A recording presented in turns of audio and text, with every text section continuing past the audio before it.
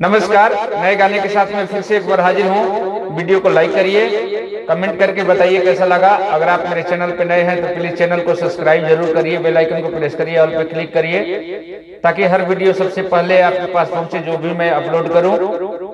आइए, एक औरत को औलाद नहीं है, जिस औरत को औलाद नहीं होता है क्या पीड़ा होती है, वही गीत है। माता रानी के दरबार में जाकर के क्या कहती है औरत।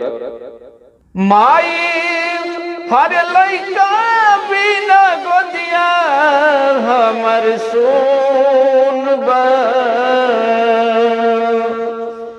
ए माई हर लइका बिना गोदिया हमर सुन बा, बलम देहरादून बाना।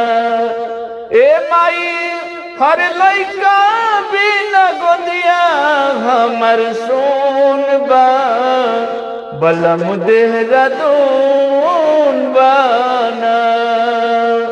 हर कही के बझनिया शोभे हर मारत ताना, हर जियल तू सवार ये माई हर कैले बा जमाना। हमारा भक्ति भाव में कौन अवगुण बा, बलम देहरादून बाना। ए माई लइका बिना गोदिया हमर सुन बा, बलम देहरादून बाना। एगो पलक देता हर गोदिया में माई, हर जी लगाई तो हरे दर पे हुआई। ताना सुनत सुनत कान भइल सुन बा, बलम देहरादून बाना। ए माई लइका बिना गोदिया हमर सुन बा, बलम देहरादून बाना।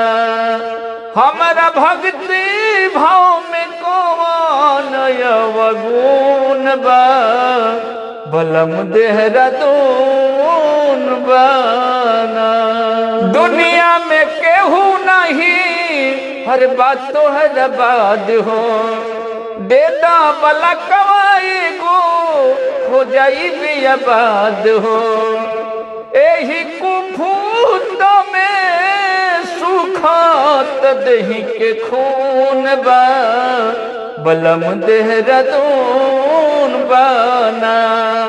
हमारा भक्ति भाव में कौन अवगुण बा, बलम देहरादून बाना। जय माता दी।